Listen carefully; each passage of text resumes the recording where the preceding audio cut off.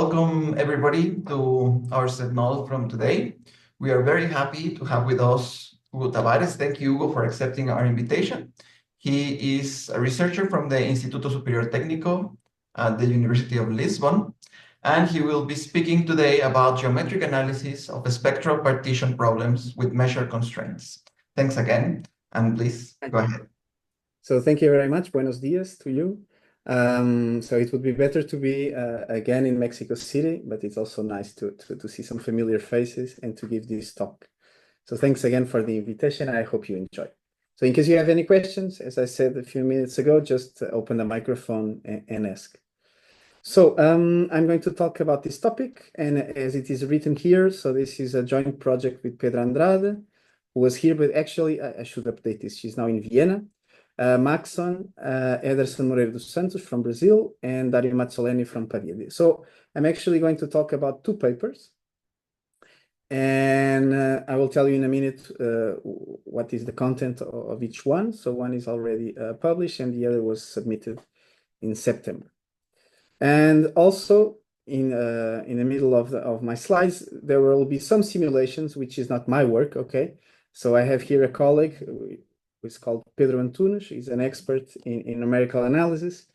And well, we are collaborating, but actually the simulations will be all coming from him. Okay, so I will show a little bit about some numerics that will also, and then I will show the theorems that correspond to the numerical expectations. Okay, so let me start immediately, not by giving context, but just by introducing the problem, and then later on, I promise, I will give you context. So the problem is the following. So imagine that you have a fixed domain, which I will call here a box, okay? Even though it doesn't look like a box, but okay, a fixed domain, and a certain number A, sorry. And what do we want? So given a certain number, fixed K, of sets, mutually disjoint sets, with a certain fixed total measure, okay, I want to minimize some functional of shapes, okay, of these shapes. And just as a prototype, but actually what I'm going to talk about works in much more generality, I will talk about a functional that depends on the first Dirichlet eigenvalue of each one. So you basically have one partition, which I will call this just a partition with a certain measure. And for each partition, I compute the first Dirichlet eigenvalue here, the first one here, the first one here. For instance, I will add these numbers. And then I ask myself if there is a partition that minimizes this problem. Okay, and then after that, which kind of properties do we expect in terms of regularity and etc. about these sets? Okay, so this is basically what I'm going to do. And right, so as I said, this is containing two papers, the theorems that I will present to you. And the first one is here in green, contains the basics, right? So if it makes sense, so this is an optimization problem with shapes instead of functions. So it's not obvious at all that I have a solution. And then if I have a solution, which will be the case, okay, then I will get an optimal shape. Imagine that it's this one on the right. And then each one of these shapes has its eigenfunctions. And I can ask if they are regular. And indeed they are. So this is contained in the first paper. And we proved optimal regularity, which is Lipschitz continuity. Why is this optimal? Well, because these red lines here in the picture correspond to the zero set of eigenfunctions. So here it's zero. Here I have a solution by Hopf lemma. The gradient is non-zero here. Okay, and so we'll get to discontinuity on the gradient. So Lipschitz is really the best you can expect, and we prove it. And then the second question is more related to the shapes. So there is a free boundary here. So the outer boundary, we call it a fixed boundary, okay, because it's a datum of the problem. While this one is a free boundary, it's not prescribed. It will be the zero set of an optimal partition. Okay, so we call this a free boundary when it's not fixed from the start. And we may ask, okay, is this regular, or is it has some parts where it is regular and then some singular points perhaps? And this was the case in the second paper, okay, the full characterization for a particular optimizer. So in general, these problems do not have uniqueness, and I will explain why we were able only to do for a specific optimizer. Okay, so let me also show some simulations, okay, and simulations are like this, okay? So for now, there are only simulations with two shapes, but you can see that it's not exactly as I was putting here. They are not typically together. In particular, I will show that this cannot be a minimizer. This could be a minimizer. But you can see with two shapes that everything is kind of smooth, at least in 2 dimensions. Okay, you can see, even though you see a cusp here, this is kind of a union of two regular graphs. Okay, and then what should happen when we have 3? Do we have triple points? Do we not have triple points? Let's see. Okay, you have to wait and see. Okay, so this is the outline of my talk. So first I will give context to this and why is this, why I find this interesting, and what are the differences regarding this problem and what's around. So this will be basically the first 2 points. Then I will rigorously state our results. I'll also talk a little bit about ongoing work, and then, if time permits, I think it will permit, I will tell you a little bit about tools and techniques that we use. Okay, so let's start. Specifically, I'm doing this first part if you have never seen a shape optimization problem. Okay, so let me start really from the basics. Okay, so imagine that you are minimizing not a functional whose domain is a set of functions, but the cost function whose domain is a class of sets. Okay, by admissible, here it's really in full generality. Could be all the open subsets of omega, which will be okay, or open subsets with a certain measure, or convex subsets, or whatever. Okay, so in general, we have a fixed omega, let's say, which could be Rn, or even a manifold if you want. You have some sets, and you have a cost function. So for each shape here, you assign a cost. Okay, and then you ask yourself if there is a shape for which that minimizes our problem. Okay, so this is too general, but let me tell you, you have seen for sure at least this example and the next example. Okay, so the most famous, perhaps the most famous example of a shape optimization problem is Didos or isoperimetric problems. So this is a bit vague because I'm not talking about regularity, but let's say that you can talk about perimeter for many sets. You fix the perimeter and you ask among all sets with a fixed perimeter, what is the one that maximizes the total volume? Okay, this is called Dido's problem also by this legend. Okay, so Dido, as you can see here, there's a legendary figure, and there's a legend that says that well, she was, I think maybe her uncle killed her husband, something like that, like the usual drama.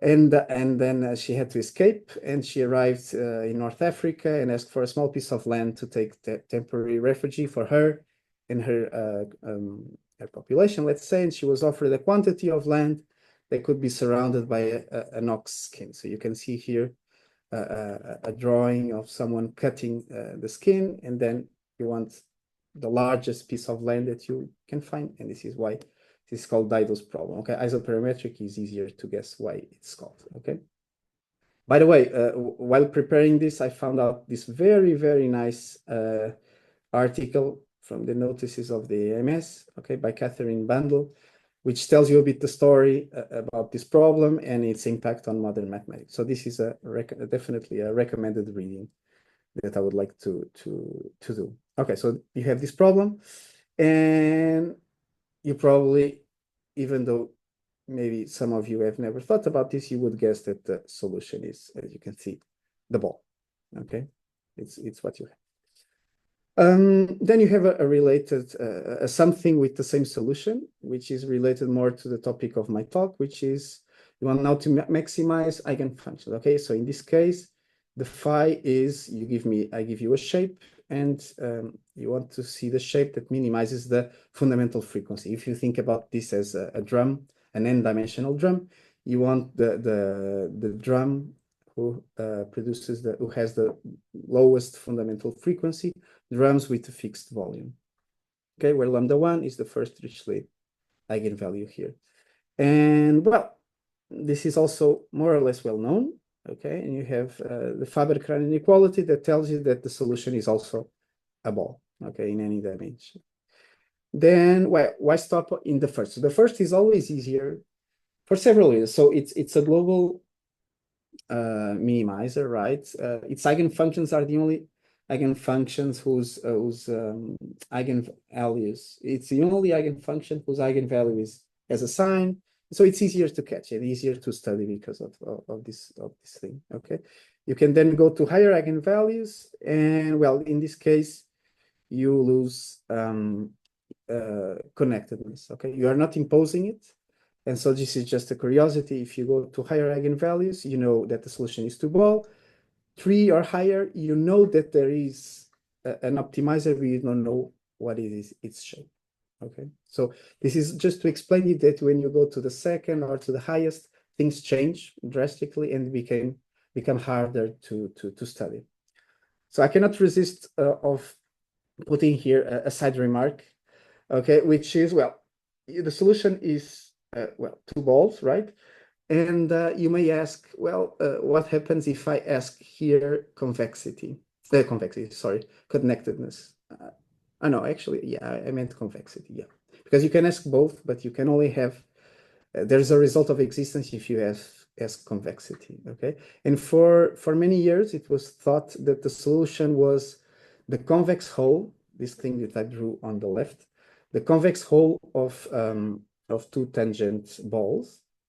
Well, I'm talking about R2, so let me call 2 tangent disks. But this is, well, this is a numerical simulation of the minimizer done again by so one of the co-authors is my colleague here, Pedro Antunes. So, and you can see that well, it looks like a convex hull, but it's not. Okay, it was proved by Anho and Ude that actually it's not. They can show that it has. It's regular as the numerical simulation shows. It even has 2 straight segments, but they prove basically that the optimizer does not contain any arc of circumference. Okay, so even though it's super close and it looks exactly the same, but it's not the convex hull. Okay, and then this paper contains numerical simulations in higher dimensions. Okay, this was just a side remark. Then more related to what we are doing, and I will now not tell you everything we know about this, is, well, here above, I'm letting my omega to be free. What happens if it's not free? So I have a fixed domain, okay? And I want my shape to be inside it, okay? So I have a fixed domain and I want my shape to be inside it. So as soon, while a ball fits the domain, if you think about lambda1, the solution is also a ball, okay? But then if the domain is super large, if A is super large and a ball cannot fit inside the domain, what will be the solution? Okay. Nowadays, this is all well understood, and I will tell you more about this later, okay? But you see that you will immediately have a change because you don't know what happens, and the situation probably depends on the domain, but there are some characteristics of the optimizers that are common, and these I will talk about later. Okay, so now let's go to partitions. Okay, let's go to partition. Now, the problem is very similar. The only difference is that your functional now depends on several shapes, which are mutually disjoint, and then you can add measure constraints or other constraints, okay? So for me, partitions, and in this literature, usually partition just means this thing, okay? It doesn't mean that the sets exhaust the whole domain omega, okay? Okay, so again, one is interested in these general questions. Does a solution exist? Then if it exists, what is the regularity of the free boundary, which in this case is given by this quantity here. And then in some cases, if there are, for instance, eigenfunctions, and then we have corresponding state functions, which are called in this case, eigenvalues, we want also to study the regularity of the state functions, okay? So in full generality, we cannot treat this kind of problems, okay? There are attempts of giving very general results by a relaxation, okay, as is common in calculus of variations. So in this case, the relaxation is to replace a set by a measure and saying that, well, when this measure is a kind of a characteristic, is associated to a characteristic function, I have a set. But my message here is not to go into these details, it's just to say that there is no good common theory to show existence. And so what people do is they split our problems into several boxes, okay? It's actually common in mathematics, right? And people then study particular kind of problems, okay? So some particular problems that are easier are basically split in two groups, okay? Either you put some strong geometric constraints like convexity or uniform exterior cones, etc. And this kind of gives some compactness to the shapes in terms of a certain convergence. Or, and this is highlighted because it's our situation of the sum of lambda ones, phi has good monotonicity properties and it's lower semi-continuous for a certain kind of convergence of shapes, okay?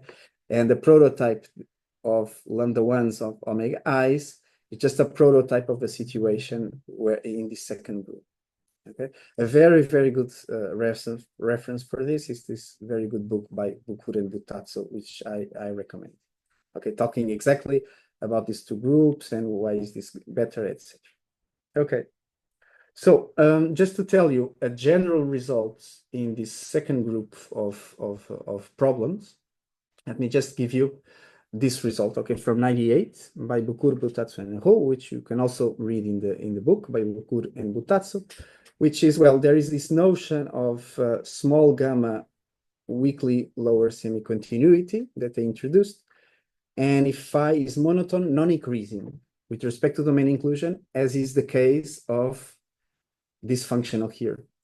And as is the case of this functional here, this is lower semi-continuous for this weak gamma convergence, then this problem, minimizing a functional depending on shapes in this relaxed notion of shapes, mutually disjoint also in this weaker notion, so it's also a kind of generalization, then you have a good result, okay?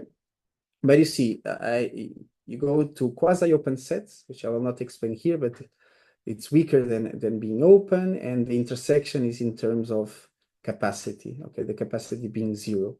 So, okay, this is, okay, an existence result.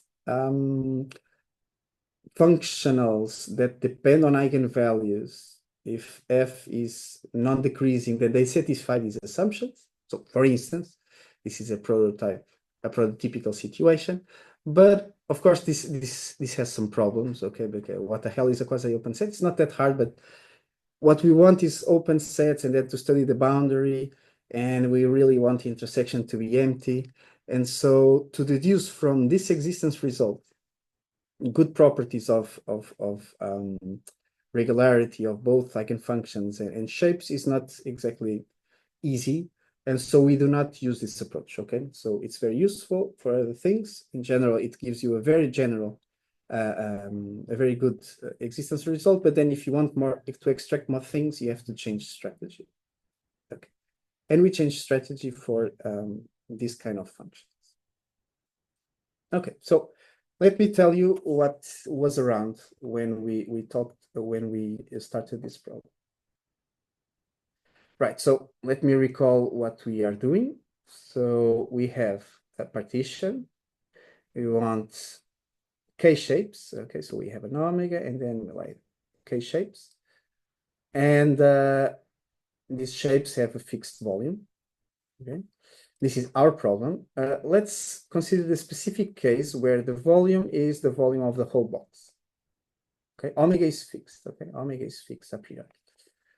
So what you have is this kind of thing, okay? So basically this is equivalent, you can prove this, that it's equivalent to having a partition in the usual sense, okay? And so this is the picture, so you have omega, and then for instance k equal to 4, and you want among all these shapes the partition that minimizes this kind of problem. And well, this, you know everything. I will tell you what are the results for this in the next slides.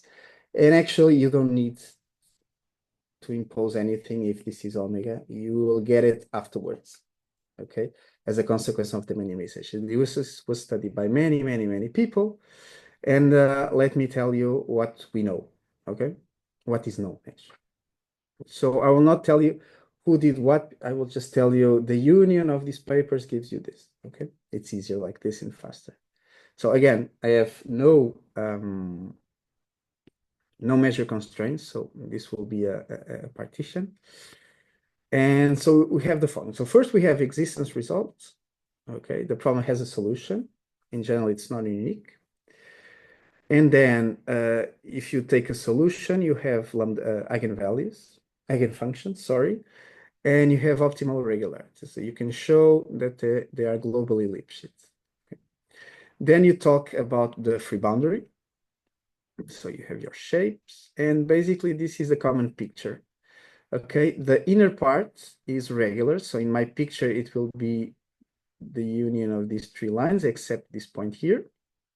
Okay, up to a singular set, which in this case will be this point here of dimension n minus 2, where n is the dimension of my space. Okay, so I'm starting with a box that lives in Rn. Okay, so this was studied. Then more recently, there are better results. Okay, so in R2, one already knew that these singular sets were basically isolated points. So there was nothing more to be said. But then in higher dimension, you have to dig deeper to understand in a better way the singular part, and this was done more recently by Alpen, who was a student of Fangualin, and he proved stratification results for the singular part. Okay, you can read exactly what it is, but basically you get a better understanding of the singular part. Okay, right, more stuff. Then recently, this is still a preprint. You have also more results regarding what happens when you reach the fixed boundary. Okay, so this is the box, and these are my shapes. So how is this intersection? Okay, and one of the key points that I would like to recall later on for later use is how do you get regular points arriving at the fixed boundary? And they arrive orthogonally. Okay, so not tangentially, like this. Is no, but like this. Okay. Just memorize this fact, okay? Whenever I do not have a measure constraint, I will arrive most of the times orthogonally. Okay. Another side remark is, well, I don't know your background, so maybe you could find this interesting as a side remark, is that there is also a kind of a conjecture by Caffarena and Lin that basically says that if you increase the number of nodal sets, okay, then you'll converge to a honeycomb. Okay, so there's an estimate which is conjectured in this paper by Caffarelli and Lin. Okay, this is taken from this paper. Okay, so this 9, you have to go into this paper that, among other things, shows these nice simulations. And basically what we are saying, just read it below, estimates say that far from the fixed boundary, tiling by regular hexagons is asymptotically close to the optimal partition. So there is this conjecture around for more than 15 years now. Okay. So higher eigenvalues, this was more recent results, okay, by myself and actually my PhD supervisors. And you get exactly the same results, okay? But it was much harder to prove this, okay? And the difficulty, again, is because, well, let me convince you that this is harder. You do not know. So this lambda L is counting multiplicity, okay? The Lth eigenvalue counting multiplicity. So you do not even know. So you could have the situation where different optimizers have different multiplicities in each eigenvalue, okay? So you do not even know this. So to prove even the existence of this object, of an optimal partition is really harder. For lambda ones, it's easier because you can expect it to be a global minimum of something. But so this is why higher eigenvalues are harder, okay? But quite surprisingly, or maybe not, the results are exactly the same. So far, only the interior points are known, okay? But the picture is exactly the same. Okay, so regular parts and then some, not many, singular sets. Okay, here an important connection that unfortunately we were not able to show for our problem is the connection with systems, and we have many people here in the audience that already worked with this. And so there's a relation. What I wanted to keep in mind is there's a relation between this problem and a system of semi-linear elliptic PDEs, okay, with the competition term. Okay, but we do not have it here, and actually the results, as you will see, are different also in terms of what could happen to the optimal shapes. Okay, so what I did so far here was to explain the case where the A, which is the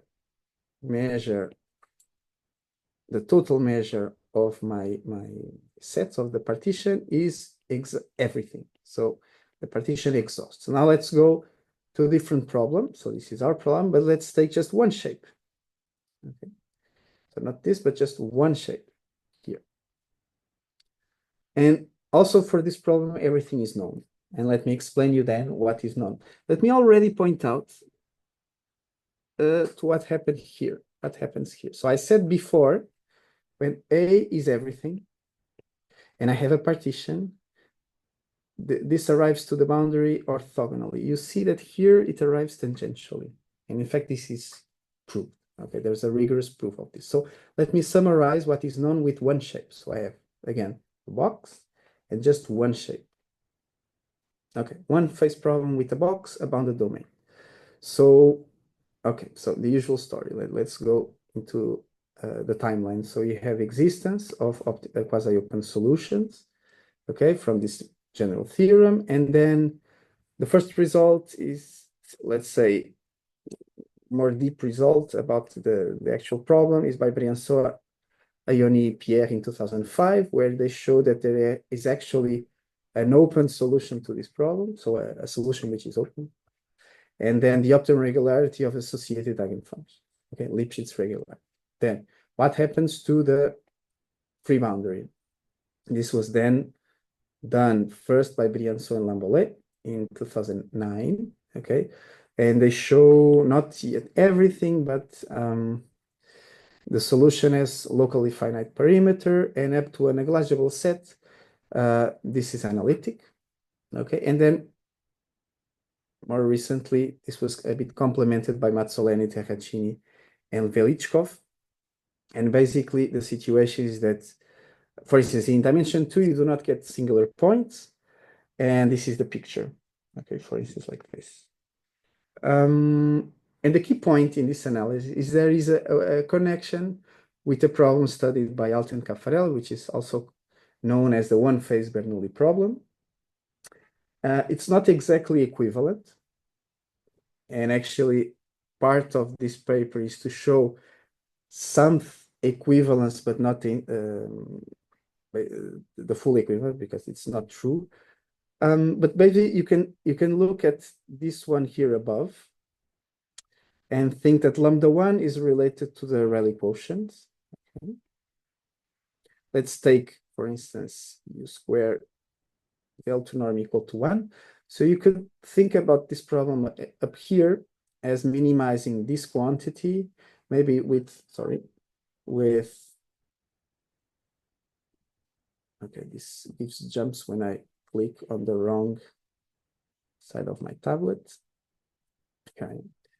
And you can think that you have these two conditions that will give you Lagrange multipliers. So it's not strange that there is it's not strange to believe or difficult to believe that there is some connection between these two problems. But the one below is easier, okay, because it has no Lagrange multipliers and the things are already in the functional. And so part of this paper was to take what was done by Alten Caffarelli for this problem and then prove in some sense that that's for small variations, in some sense, there's an equivalence, okay? And then studying the regularity of the optimal shapes. Okay? More recently, in 2019, this was completed up to the boundary, okay? So this was inside the box, this one here above. And then finally, even for a more general problem, this was also shown for the boundary. So basically what they show is that if this is the box, this arrives tangentially, okay? And then up to a negligible set, everything is regular inside, and this was part of it, okay?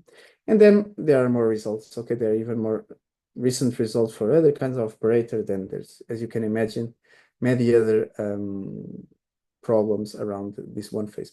Okay, so the message so far is that for A equal to the total measure or with one shape, everything is known. Okay, and quite surprising for me, at least, when we started studying this, there was nothing here related to this natural generalization, I would say. But instead, there was something for, again, a similar but a bit not equivalent problem where you do not have any constraint here, but you put a penalization in your functional, okay? So these problems, if you go to Rn, where you can do all the scalings that you want, this one and this one, you can prove quite easily that they are equivalent, okay? Given an A, I will give you an M so that this is equivalent, but not with a box, okay? So for this one, which with a box is not equivalent, everything was also known, okay? So by everything is existence and qualitative properties of optimal partitions, and then later on, a full description in dimension 2, and in a very, very nice paper, which we used a lot in what we did, regularity of optimal partitions, okay? And there is a connection, okay, on why perhaps it's natural to study this, is that this is connected to the two-phase Alt-Caffarelli-Friedman, which is very similar to the one-phase Bernoulli problem that I talked about before. So it's a kind of a generalization for sign-changing solutions, okay? And so actually this paper from 2021 is basically, they treat what are called the branching points of this problem, and then as a corollary, actually, they showed the full regularity of this thing here, okay? But the problem is that what I have in this slide is not equivalent to our problem, so we had to, our contribution was to struggle and to adapt some things to our situation. So I will tell you exactly what were the things that were exactly as in this situation and what is completely different. Okay. So just to summarize before I state my our results is the following. So we have here our problem. Let me repeat once again. So we have a box, omega, and then, for instance, let me draw 3 sets.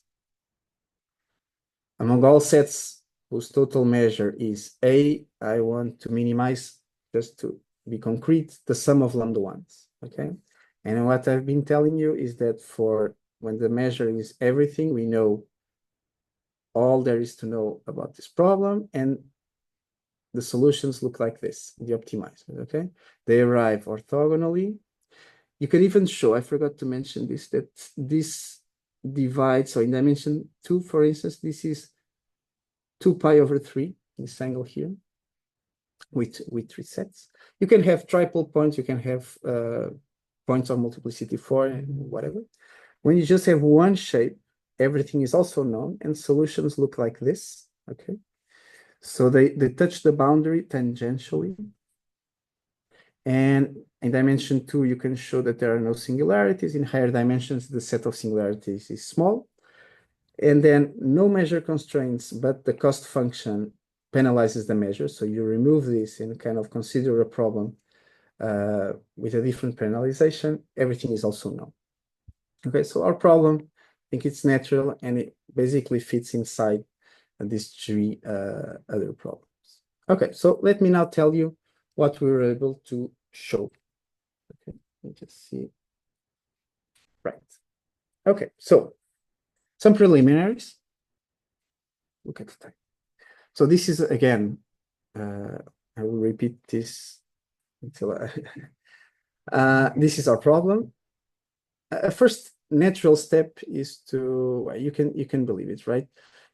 A natural relaxation is to put here a smaller than or equal to, and later on prove by minimality that you have equality. Then a second step is to work with functions. Okay, we really want to work with functions. To work with sets, it's also not hard to understand that it's harder. So we want a characterization only relying on functions, and this is a natural one. Okay, so a priori you are getting down and down and down in terms of level, and only later you prove that these are the same. So, and you do the following. Okay, so instead of lambda1, you take the Rayleigh quotient for a certain function. Then you ask your function to be non-zero and in H1 0. This condition in red becomes this pointwise condition for the functions.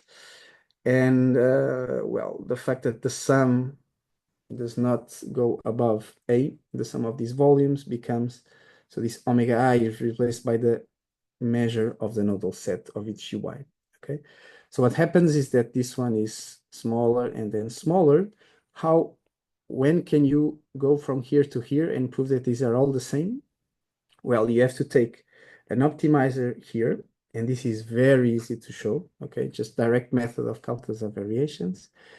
But then you need some regularity. You need to prove, for instance, that the optimizers here, the functions, are continuous. If you're able to prove that they are continuous, then this coincides with the original. Okay, so, and this is actually the first step. So this is part of the first paper, okay, that is on SIAM last year.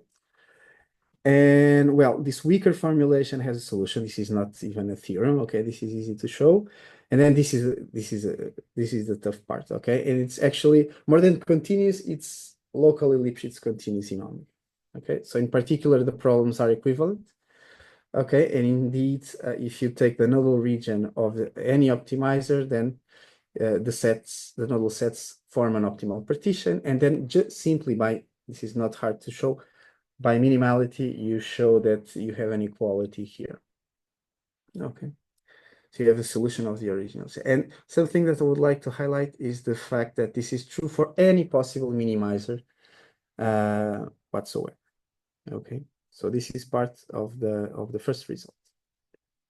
Now, other much easier results, okay, are, well, whenever you have balls fit in your domain, the solution is that, okay, this is not even a theorem, but okay, like this, okay, if this is the box, then you have here the sets. If this is the box, here are the balls, etc. You see here that there's already non-symmetry, because you want the balls is, when you have k balls inside, this is always the best solution, okay? And then, well, what happens when they do not longer fit inside the domain? How do they interact between themselves? How do they interact with the fixed boundary of the box? Okay, so these are some nice numerical simulations. So from here to here, what you have is the A, which is the total measure.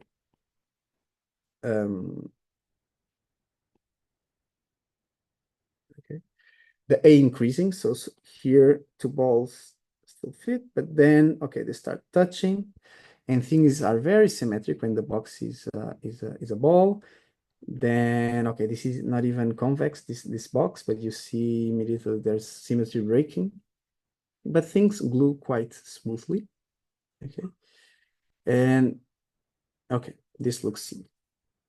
So something that we could show just for the ball, okay, is this symmetry, okay, and just with two shapes, okay. So if the box is a ball, or okay, an analysis also, then the solution is like this. So it's actually symmetric with respect to some direction.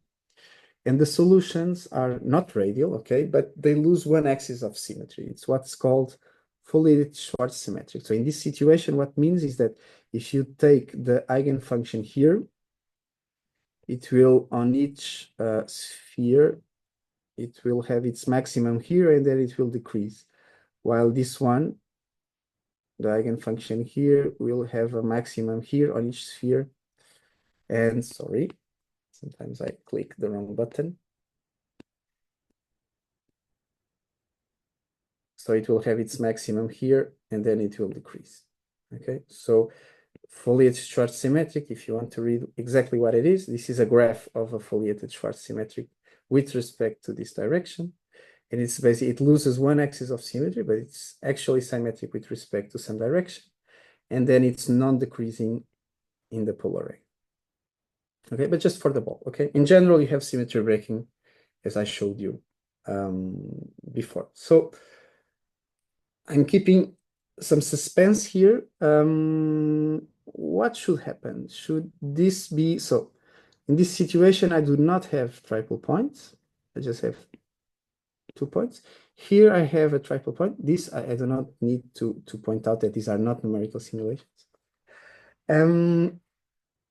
What should happen? Okay, take a guess. Okay, so let's see. There are no triple points. Okay, so this is also already part of the paper related to shapes. So, but we can only show it so far. We are now trying to show for every minimizer, but we are only able to show for one partition. I'll tell you why later on. And this partition, this optimizer has the following properties. So there are no triple points. So already here, there's a remarkable difference regarding the problem where A is equal to everything. Okay, so in this case, there could be triple points, and there are in some specific cases. Okay, so but not here. So it means that this is always what happens. At least, okay, there's always a solution that this, but actually we believe that this is always the case, and this never happens. So so there are no triple points inside. And so we have two possibilities, one in blue and the other will always be yellow, which is either a point is a two-phase point. So let me put here a picture with 3 sets. So either we have a double point, okay, so a point in the boundary of 2 cells, or a single point in yellow, which are the ones that I'm putting across. So this is a one-phase point, etc. Okay, so what we know about this? So two-phase points, you see them here. Even though you see here a cusp, this results from 2 very regular graphs. So if you take a point x naught here, a two-phase point, then in a small neighborhood, on the one hand and on the other, on one side and on the other side, these are C1 alpha for some alpha. Okay, so there are no singularities. Moreover, we know how they communicate. So here you have an eigenfunction here and another one here. And well, here the solution is 0, so the gradient only has a normal component. And this arrives with the same normal derivative. Okay, so there's a kind of a reflection law that tells you that the gradient is the same on one side and the other. And okay, this is just up, okay, but this m will be important. Okay, you can show that this is always far away from 0 by some constant m. It will be important later on. Actually, later on is on this slide.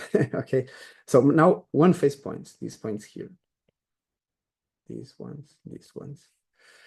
Here, I'll already anticipate this is not a very, I mean, this is exactly the same as if you have just one shape. Okay, so this here is where you can find singular points, and you know that you can split your set in 2 parts. One is regular, where you have, this is the free boundary condition, where this m is the same one appearing here. Okay, so this is what connects points here and here. And well, why can I not? Why do I never see in my simulation singular points? Because in dimension 2 there aren't. Okay, so this is I will tell you where these numbers come from, but yeah, this comes from theories, other theories by other people, and there's a critical dimension that is either 5, 6, or 7. It's not known yet. Below which there are no singular points. So dimension 2 is safe. Also dimension 3 and 4. If you are in that critical dimension that you do not know exactly what it is, then the singular part is locally finite, and then above it is always a closed n minus n star rectifiable subset. Okay, so things are already quite well classified. Then when you go to the boundary, to the fixed boundary here, observe that you are never in the simulations observing this kind of thing. So you have here a shape, and then here another shape. Okay, and they arrive here. No, and this is why there are no double or higher multiplicity points. So you always get multiplicity 1 when touching the boundary. Okay, this is kind of related to the absence of triple points inside. Okay, it's as if what the complementary acts like a shape. Okay, so actually what you get here is the two phase points from this shape and the complementary. Okay, and this is more or less why you do not see double points and just single points, points of multiplicity 1 on the boundary. Okay, and if the domain is smooth, then this is also smooth. Okay, so this is always smooth. And so you arrive always tangentially, not orthogonally. Otherwise, you would not get smoothness. So you see, everything is. Okay, so this was a long road until I got here. So let me just summarize and then talk 5 minutes or so about some techniques on proofs. Okay, so summarizing, we have this problem here. And what we showed was, so existence of optimizers, optimal open sets. And then for all possible optimizers, if you take all possible eigenfunctions, then we proved optimal regularity. Then for a specific minimizer, we were able more or less to fully characterize everything, okay? And the bottom line is that you have, so singularities can only happen at one phase point. There are no interior triple points, so you always get things like this here. And on the fixed boundary, you just have points of multiplicity 1. Okay, this is a summary. What we would like and are now doing to complement this, so I'm asking, I'm working, but actually is doing everything, is the one expert in numerical simulations, so doing also 3D. And well, he already has some simulations with more shapes, but I didn't bring them today.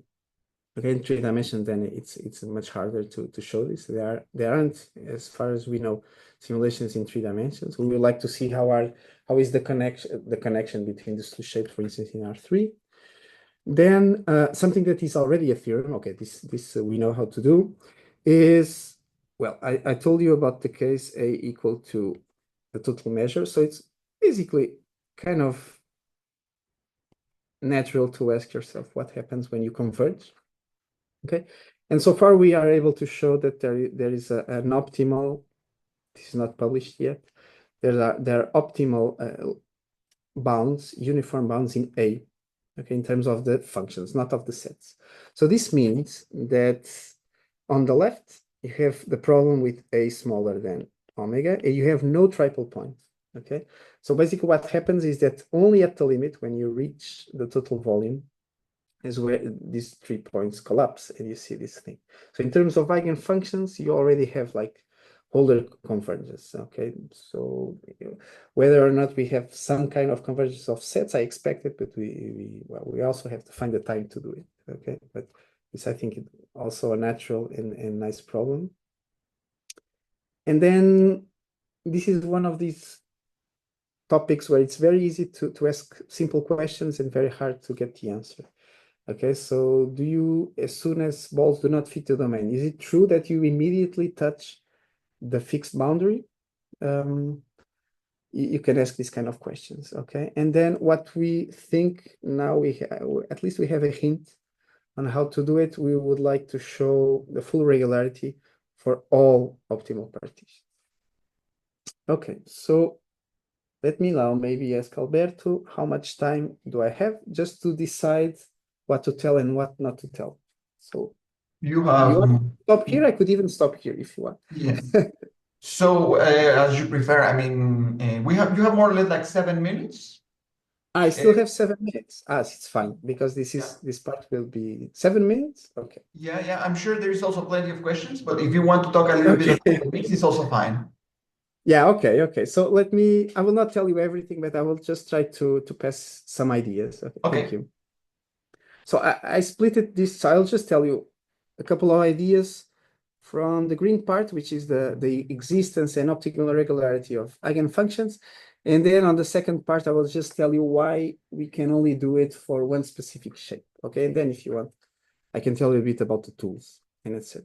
Okay, so existence and optimal regularity in 4 slides, but I just want to give you the ideas. Okay, so the first idea, actually the main idea I would like to give you is how do we deal with this very nasty condition here? Okay, so you cannot really get, for one phase problem, you can get actually a Lagrange multiplier, but you cannot, at least we couldn't do it for more shapes. So one of the ideas is to penalize the function, but the problem is that with the positive part. So you penalize it and you take a very large mu.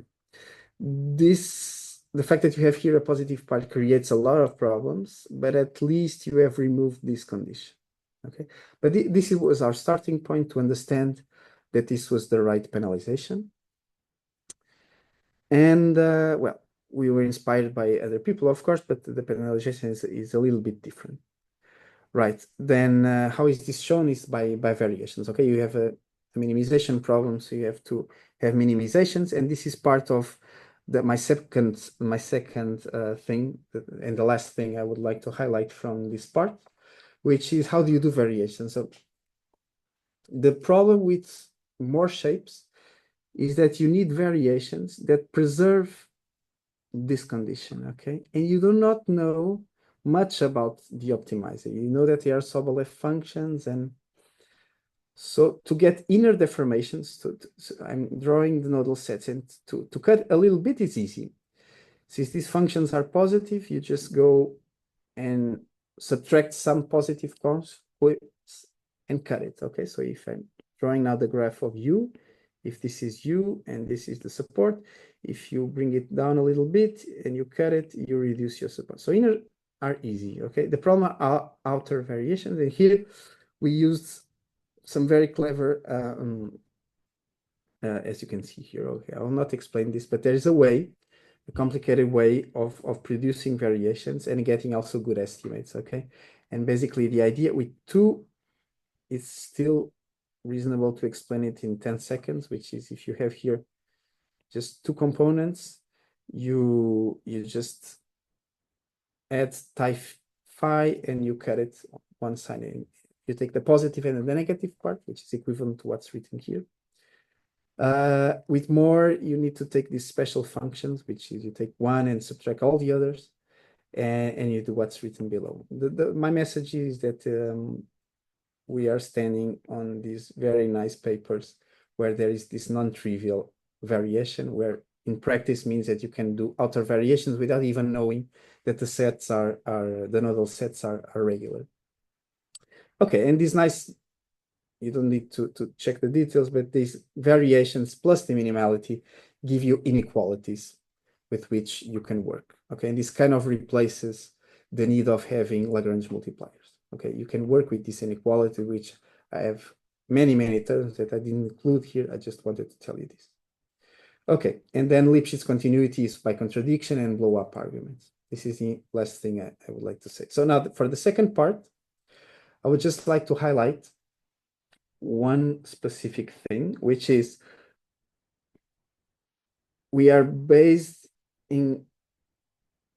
ourselves in this very nice paper where there is this complete study of this other functional, okay, which is related to the Alt-Caffarelli-Friedman result, the two-phase Bernoulli problem. But our problem is that we have this kind of thing here. We can get these kind of things, but with the positive part, nothing works, okay?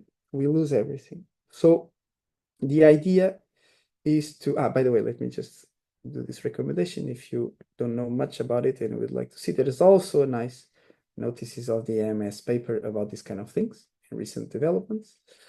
And so we went back to 86 to a paper by Aguilera Alt-Caffarelli to get inspiration to a penalization because the positive part did not work.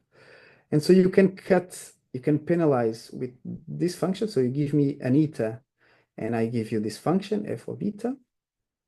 And the nice property that the positive part does not have is this one. Okay. This is a Lipschitz type property, and this one from below, it's what makes everything work. So this is the right penalization. It seems okay. From now on, it's super easy and you just adapt. In fact, it doesn't. So the biggest problem, and our paper is long, it was because of this difference, is that this is very good because this looks like a term like this, where everything is done, but our penalization is not C1 and has other problems. So one of the things that we cannot do, when we do a blow up, you see the blow up limit, you do not have, as in this situation, a local minimality, okay? So we had to work hard and to combine these ideas with ideas from other papers and some new ones in order to be able to prove everything, okay?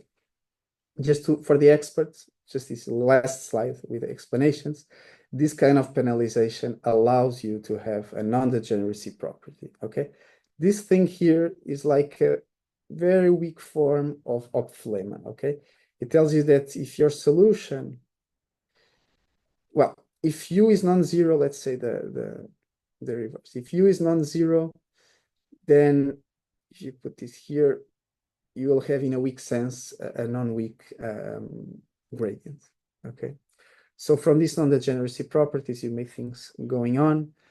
And basically, I will not show you this, I don't have time, but for a fixed eta, for a fixed penalization, you get equivalence between the original problem and this one, and you're able to do everything. Okay, I realized that this was too fast, but I hope some ideas were clear enough. Thank you.